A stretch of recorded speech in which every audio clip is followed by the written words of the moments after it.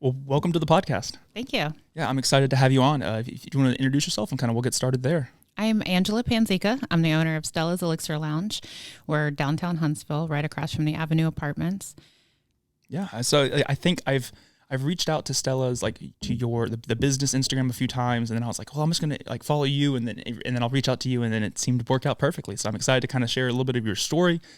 There's some exciting things we'll talk about at the end too, of some new things you're working on. So, okay. So I know that you're not originally from the Huntsville area. You're originally from Cincinnati, and you ended up getting your graphic design degree in Florida. Kind of what kind of prompted you to get a graphic design degree, and kind of what were some of the jobs you did after graduating college?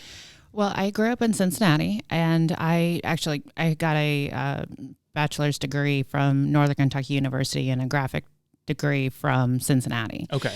I moved to Florida after I graduated, and I was living in Sarasota for almost 10 years, maybe. And then my partner, who I met in Florida, had a job offer in Huntsville. Okay. So he had asked if I wanted to move up here, and I really wasn't sure that I wanted to leave Florida.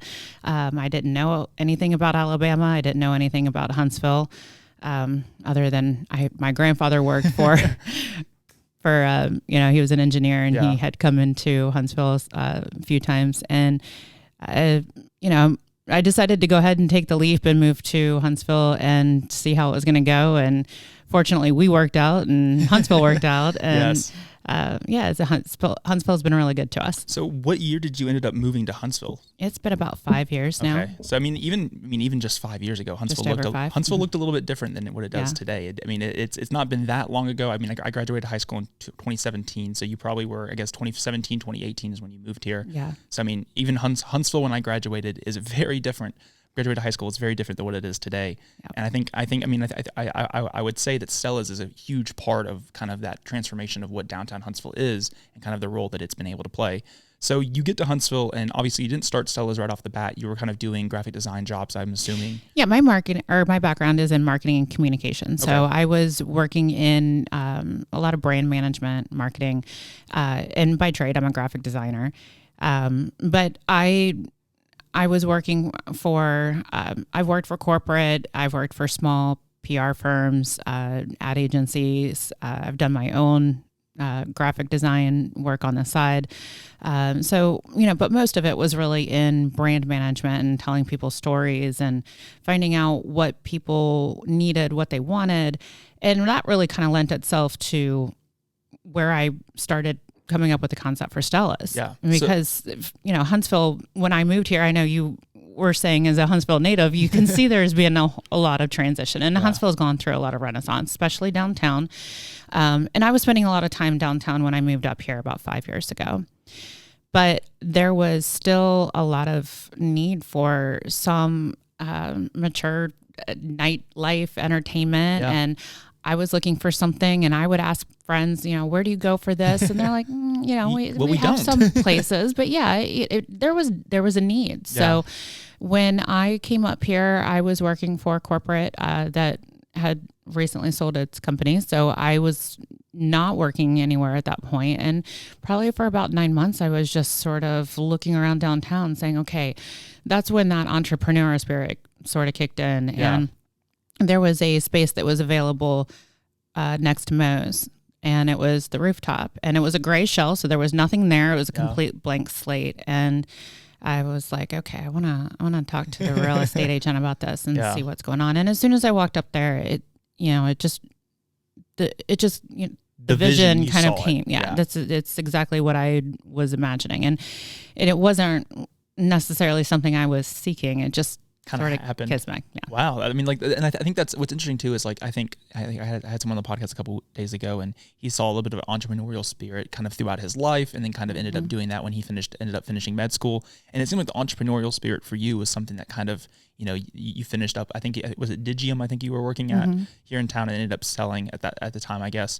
And then you ended up kind of seeing this place and you're like, wow, I can actually create something. Where did the name Stella's come from? And kind of was that idea, did the idea and the name kind of, when you saw the space for the first time, kind of like, this is going to work. I could see the vision. Well, I've always had a love for old Hollywood glam, and I love watching old black and white movies. And Marlon Brando was probably one of my favorite actors, Vivian Leigh, and they were in a playwright from Tennessee Williams called Streetcar Named Desire. Okay. And when I saw that space and I started imagining what I wanted it to look like, what I wanted it to feel like, what kind of vibe I wanted, I just was like, I need something sexy. I need a sexy bar name. And I kind of thought about this movie that I really loved. And one of the scenes in there when Marlon Brando is screaming, Stella, I thought, oh, that's a sexy scene. That's a sexy old Hollywood glam kind of thing. It's one of those and things that people won't forget either, too. It's like when they, and I think that's too, is like, I remember when the signs came out from when you were starting the construction and like the initial thing. I think I was for researching for the podcast, I was looking through some pictures that you'd posted, and it was like some of the original like hey, like under construction Stella's, and it was just like, oh, Stella's, that's different. Like that's something that Huntsville, like I don't even know what that, like, is it going to be like Elixir Lounge? Like what is that? Like it's one of those things. It's like you brought so much to Huntsville that was like, at least for someone that's grown up here and lived here his entire life, I was like, this is going to be interesting. I don't know how this is going to work. And obviously over the last, I guess going on 3 years now. Yeah. I mean, it's obviously worked fantastic. So the process of like, so you see the space, you're like, okay, I think this idea could work. I think this rooftop bar concept can work. What were sort of the next steps you took to kind of make this from, hey, I see the space, I like the space, I have this idea, to actually acquiring the space and beginning construction? Well, we had a lot of conversation about, branding, business plans, and how it's going to work. Not having a strong hospitality background, it was really important for us to find people who were experts in the industry. 100%. So, we had an architect. We had Chapman Sisson Architects that helped us with the creation and the vision for Stella's. And we just got together a really good team of, bartenders, and it was challenging because there was no, playbook. This isn't a franchise. This wasn't anything that was coming from someone else that was saying, okay, this is how to set yourself up for success. Like, here's the playbook of how you do it. Now go do it. This was a lot from scratch. So that was challenging, but in a lot of ways, I think because we opened in December of 2020 and this was the end of COVID, it was sort of it was a positive. I don't want to say COVID was a positive, but it did allow us to slow roll into some of our operational things. 100%. And as we did that, we could kind of work out the kinks. And so I think if we were going to open that summer before, if it was just a regular summer, we probably would have just been murdered. So, I mean, like you got the space, I'm assuming like the beginning of 2019. Yeah. And then I think I saw one of the posts, you were hoping to open up that summer, and then just with construction, I'm guessing, and COVID, it kind of pushed it to the end of the year. Right. What were some of, like, you talked about the kinks, having to work out the kinks, and kind of like COVID kind of allowed you to do that. Could you think back to maybe one or two major kinks that you're like, I'm really glad we had this time to work this out? Yeah, I mean, I think that one of the things too, because I was downtown so much during all of this COVID and everybody was doing their shutdown, and ironically, it's where I got my most sense of community for downtown. And I met a lot of really fantastic people downtown, a lot of the industry people. And so that was really positive because I was downtown so much. And, the industry, the hospitality industry really took a hit, obviously, during COVID, but there were places that were able to open. And I think things like the Purple Cup and having walk-up windows and stuff like that were tremendous for keeping that community together in a time when people were really searching for some kind of human connection. It was really hard to do that when you're in your house and you're kind of by yourself, but being able to be downtown and having that chance to kind of get to meet people, cross the sidewalk and wave and and we're all off work, so I mean, what else do you do than go downtown and just explore? We just kind of walked around and just explored, but met a lot of really great people downtown. So I think that just because of the nature of the business, because of the hospitality industry taking a hit, contractors were essential workers. So we were able to still keep that ball rolling. Originally, we started off with a different contractor for the build out, and we ended up with Turner, and Turner was great with keeping everything on task at that point once we had brought them on board. And we just really had everything come together. And I wasn't really thrilled about the idea of opening in December because it was going to be cold, and it was, and it's a right rooftop before, thing, and so it's like, who's going to come? Exactly. But that was also the good thing, because people were still hesitant about being inside or being close proximity. So it kind of gave the community a place to sort of step out into public for the first time. And I mean, I guess like too, it's like they want to go out, they want to have a drink, but they don't want to go inside. And it's like, well, Stella's kind of meets you it's right that in the middle middle. ground there. Meets you right in the middle. It's interesting to see, because like what's also kind of interesting is you didn't have a background in hospitality, and opening up a restaurant of any kind, if it's a bar, if it's a food, if it actually has food, whatever it might be, is not it's a daunting task. It's not something that people are like, hey, when I finish school, I'm just going to open up a restaurant, because that's a great industry to open up. Like it's not an easy thing, but you just jumped right into it. Do you think out of all the on the entrepreneurial spirit, the itch to do something, to start something, and did that the Stella's and kind of opening into hospitality just kind of like it just made sense? It made sense in the sense that when I wanted to have my own business and do my own thing, we looked at a couple of franchises and some other aspects. I mean, a lot of it was really more in sales or something like that, but I just was not getting thrilled to death by anything. It was really when I saw that space, and I was like, okay, I know we need a bar 100%. Downtown. So I know we can do this, because, when I'm coming from some of these bigger cities, they have places. They have tons of rooftop patios and bars and everything. Right. And it's something for everybody. One of the things that I'm really proud about at Stella's is just the diversity of the crowd that comes in there. And you don't have to feel too old or too young or too black or too white or too gay or too straight, or, they have all different ethnicities, ages, and, any kind of vibe that you want to get, you 100%. Get a chance to experience that. And we have different theme nights, we have different events. So it really brings the community together. Like our Latin nights are really popular. We actually just had a drag show not too long ago. Okay. So, and we have different things. We have a DJ on Final Fridays. Every month we have a different theme on the last Friday. Okay.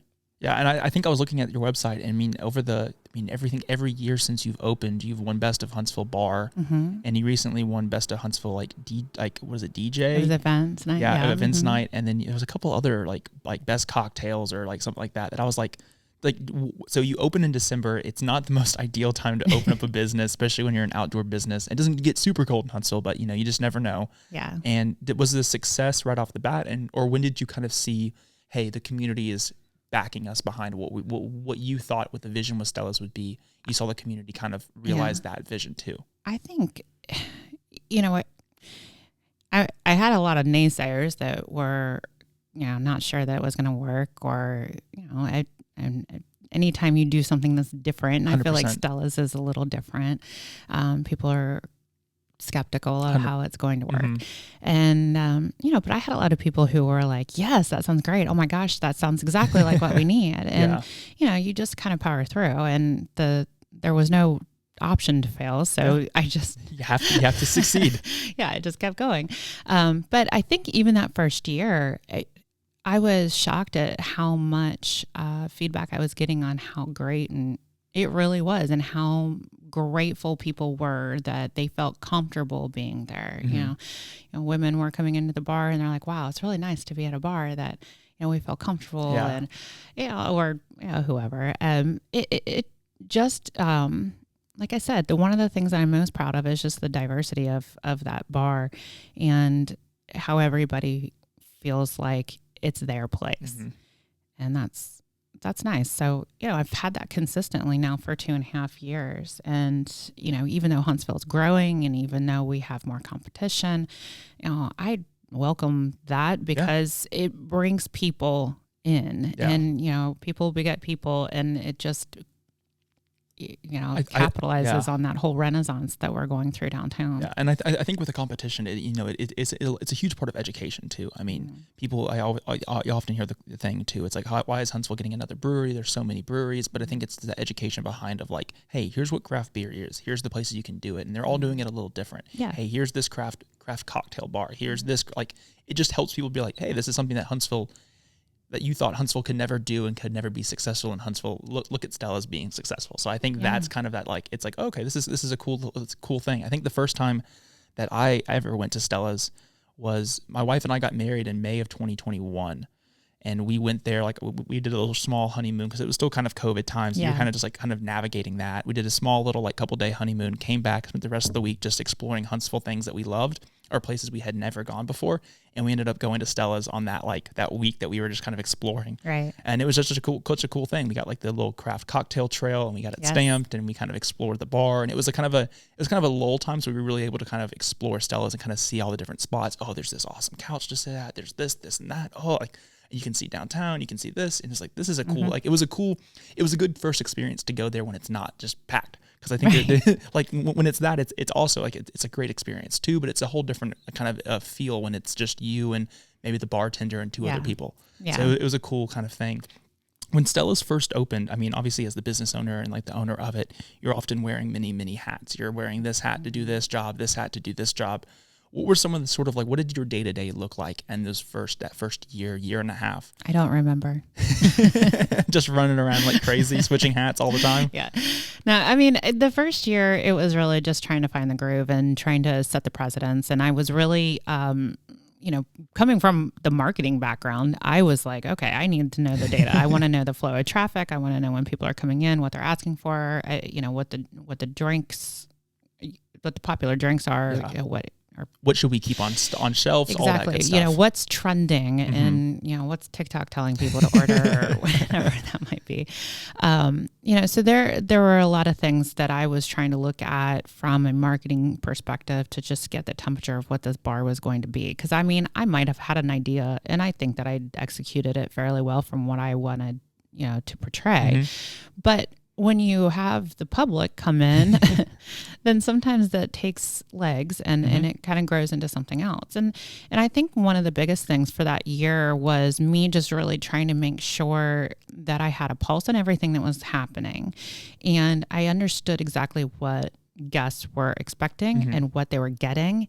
And if there was a difference between what their expectations were and what we were providing. Yeah. So it was just a lot of, just kind of just navigating the waters, figuring out, hey, testing this. Like, was there anything that you can think of that you were like, oh, I think this is going to be a home run. Like, Stella's has got this. This is going to be the best thing ever. The community's going to love this. And you did it. And it was just, you struck out 3 times and it was just not it. Well, I guess probably what I imagined, it was almost the opposite of that. Okay. I thought it was going to be a lot more chill, laid back vibes. And if you've ever been to Stella's on a Friday, Saturday night, it's definitely a club. That. Yeah. I mean, and that's probably one of the things. I mean, that's a happy surprise. That's not a strikeout 3 times. That's let's keep going. I hit the home run every single time I came into bat. Yeah. So it's, and having the final Fridays, we have DJ Caleb there.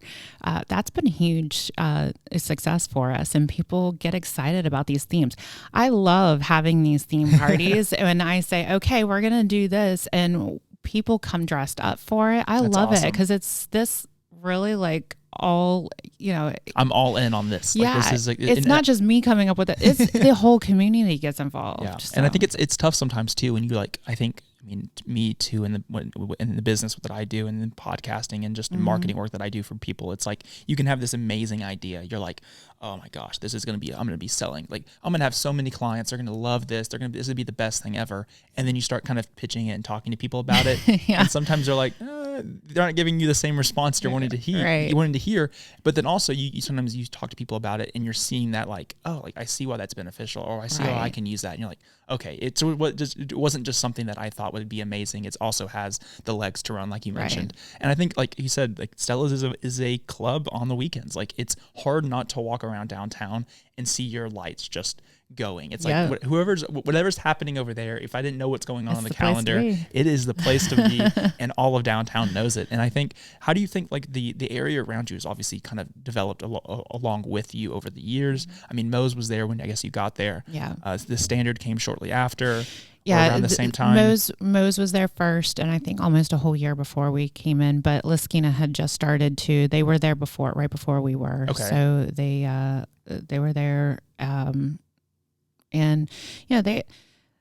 they opened right during COVID too. So I think it took everybody who was opening around that time a minute to really find their footing.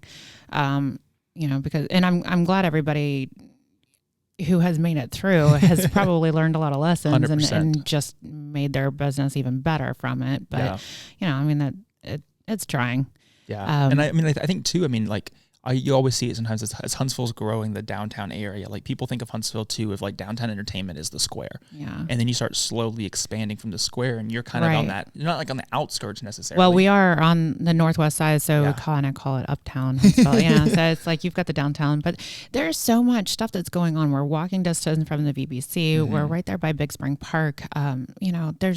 You have the Avenue apartments across the street that are like they're always full. There's never not going to be a time where you're not going to find there's not going to be an open spot at the Avenue. People love to live there. Yeah. The ice cream shop just opened across the street, which is, that's been crazy to see too. Just the amount of people down on that area of town, area where y'all are at, that stretch where Moses and Stella's is and everything in between.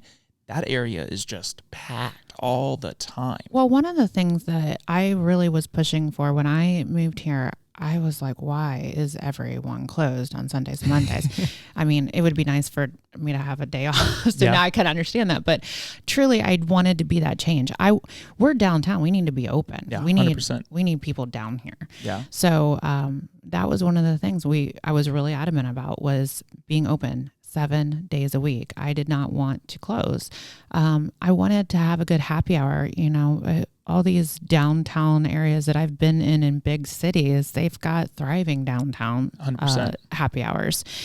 And that's been something that's been slow. So I guess to go back to your last question, I wouldn't say we strike out, but gosh, we've gotten a lot of people who are interested in having networking events, young professionals.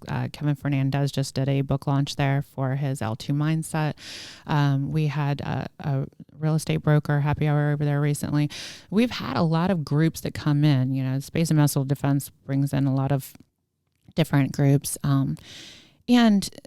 It's nice to have some of these larger happy hour networking events. And that's something that we've, asked if people are wanting to do these happy hour events, because we open at 3 every day. Yeah. Just give us a call and let us know so we can plan, because we usually do not have, full staff when we open. Makes sense. But if we know that we're going to have a good turnout, we want to make sure we provide excellent service. So that's one of the things that I think has taken a little bit more time to really develop and foster that idea of having these happy hour networking events and mixers. I guess a lot of people think about, when you go downtown, it's, hey, go downtown in the evening, it's 5 or 6 o'clock, but not, hey, you're open at 3 o'clock. You can come have a drink before dinner. You can hang out. You can meet friends. The parking is a little bit easier. You can have a drink on your way home, and kind of getting people to come out and realize that, like, hey, it's not just an evening nightlife. Like, yes, Stella's lights are glowing and it's hard not to see in the evenings, but you can still come at 3 o'clock and have a drink and a great cocktail. And it's a whole different vibe at 3 o'clock. 100%. So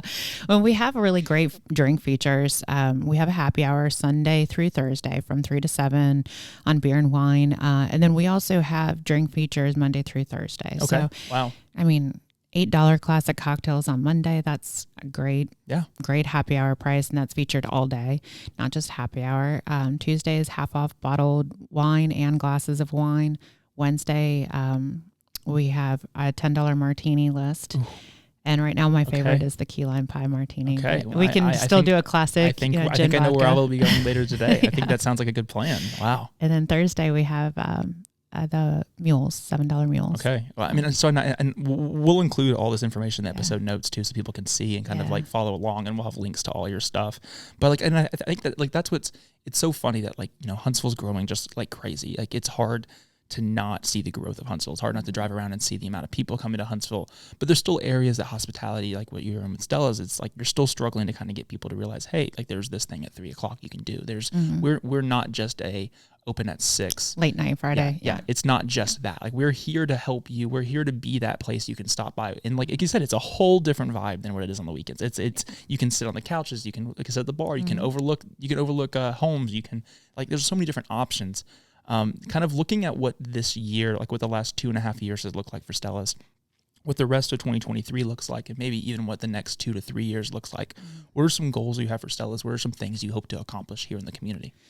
One of the things that I always really, like I said earlier, was adamant about Stella's was being open 7 days a week. I mean, we have a couple of our holidays off, but I'm talking just traditional week. And just kind of setting that precedence for downtown businesses. But I have gotten a lot of calls about private event space. Okay. So it's hard to accommodate that. Yeah, I mean, I think the website said 4,000, like it's a 4,000 square foot open bar concept is what Stella's is. Right. If anyone was listening that hasn't been. And we have hours, like I said, 3 till midnight during the week and 2 a.m. on Thursday, Saturday, Sundays, or I'm sorry, Thursday, Friday, Saturday. Okay. And I don't want people to come in because I've also realized there's a lot of people that come into town and want to go to Stella's or, either whether that's Athens or Atlanta. Yeah. And if I start closing for these private events, you're kind of limiting what you can do for everyone else. I want to make sure that I can accommodate people. So because of this, just big need for these private events. That's been the big goal for Stella's is opening a private event space. Yeah, and so you kind of right around the corner from Stella's over on Clinton, you're going to be opening up a private event space called the Blind Tiger. Yep. So I heard through the grapevine for a long time that you were going to be opening up something, and I was like, when I have her on the podcast, I'm going to have to ask her. Hopefully they've announced it because you just never know sometimes where, like with construction, what you can say and what you like, how far along things can be. But the private event space is not very far. And this idea is just to accommodate, kind of have that same level of service that Stella's is used to having, but having the event space to accommodate companies, birthday parties, whatever it might be. Yeah. Yeah. We've got everything from a rehearsal dinner to, the book launch like we did. I mean, and that worked out great for Stella's, but it also sometimes when you have bigger parties come in, if they want it to be private or if they're so big, then it feels like when other people come in, they're like, oh my gosh, what am I walking into? So this just gives us another outlet to accommodate this growth that Huntsville is going through. Cause it's, how many people are coming here? They said like every day. It's something and there's ridiculous. not too many huge event spaces downtown for an area that like people are wanting to come to downtown. People are learning to seek downtown. There's not a crazy amount of options. It's a mid-sized space. It's when right now what we have it set up for is about 80 to 200 people, depending on the layout, sitting, standing layout that we have. Yeah. So it's that mid-sized space, and we can accommodate smaller groups too. I mean, if there's a party of 20 or to 40, then that's an option as well. But that mid-sized space where it's not 1,000 people and they're going to get lost if you have 80. We'll have that capacity around that 200 mark. So where did the name Blind Tiger come from? So Blind Tiger is a throwback to a Prohibition term. Okay. In the layout of this event space, we sort of have the storefront, this lobby area. And then once you go through the hall, there's this event. It opens up to the event space. Oh, wow. So Okay. it's like that's where the party is in the back, right? And the Blind Tiger is a Prohibition term that was created when you'd go to like a hair salon or a barber shop or a storefront of some kind of retail place that looked just like a normal building of some kind, and people like you and I who are like, okay, so we need to figure out where the alcohol is, because we can't talk about having the alcohol during Prohibition. So they would have tigers or pigs or squirrels to showcase there's like a to bar say, back in the back. hey, wink, wink, like if you know, you know. Yeah. Okay. And that way it would be blind to the authorities. Yeah. Who are trying to enforce Prohibition, but we could be like, all right, party in the back. And I think the space that y'all have, I mean, it's a building right on Clinton. It's the alley right behind Fat Sammy's. There's a big chandelier. If you can kind of if you're looking at the chandelier, the building's on your right. Yes. It's a super long, like huge building. And I think, as far as I'm aware, it's been kind of empty for the last few years? Yeah. I think initially, and I might get this wrong, but I want to say it was like maybe the 40s, 50s. Okay. So it's been around for a little while. It was an appliance building. Oh, wow. Okay. Appliance shop. And then it was just more like an office space. And then it kind of sat for a while, and it had that Latin sign up there for a long time that I'm sure everybody remembers, which is going to be replaced with the blind tiger. Blind tiger. I love that. I think it's awesome. So, I mean, if someone's listening and they're wanting to start their own business, they're wanting to kind of start their own, they have that entrepreneurial itch that you had to kind of just jump in and do it. What's one piece of advice that you would give them on starting their idea from just an idea to actually creating that thing? Have a good business plan, and surround yourself with people who are experts in what you want to do. I wasn't necessarily the expert in hospitality. I'm still not the expert, but, having people that you can talk to and get all this information from and just be the sponge and listen to everything. And, the good, the bad, the ugly, and the great and wonderful, and different people's successes. I think Huntsville is one of those places, especially for women entrepreneurs.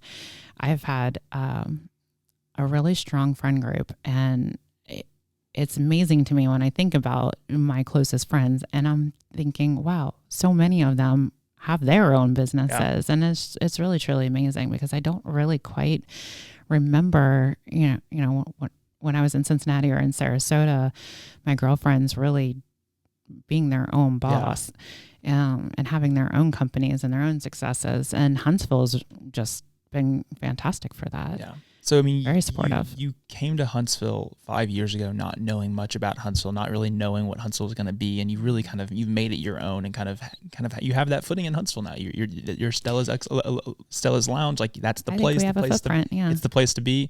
Are you glad that you're in Huntsville? Are you glad? Do you expect to be here forever now? Have you soaked up this rocket city and kind of just love it now? Yeah, I had the Kool-Aid. You had the Kool-Aid, perfect. Yeah, I think that I love Huntsville. It's been very good to me. Like I said, my heart's always going to be, I think, in Florida, but, that's the great thing about Huntsville too. You can fly directly to Florida. They'll take you to Atlanta, and you can go anywhere you want. So, and I think what's interesting too about kind of that idea of women entrepreneurs. I think I do some work with Ashley over at Mason-Dixon, and she's actually the one that she's like, I was like, yeah, I really kind of want to have.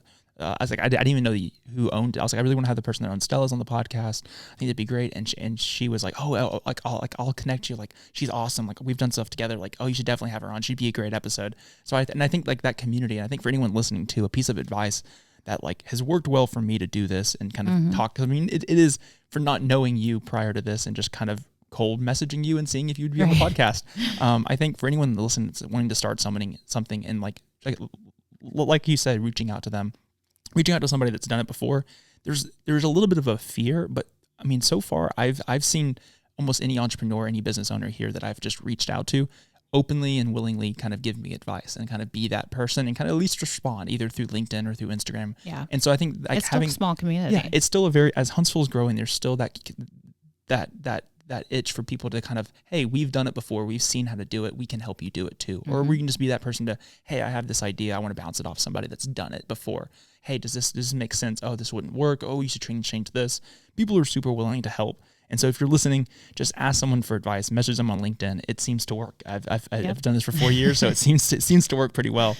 Thinking about this journey you've had with Stella's over the last 2.5 years, how much of your success would you contribute to being in the right place at the right time, and how much would you contribute to your hard work?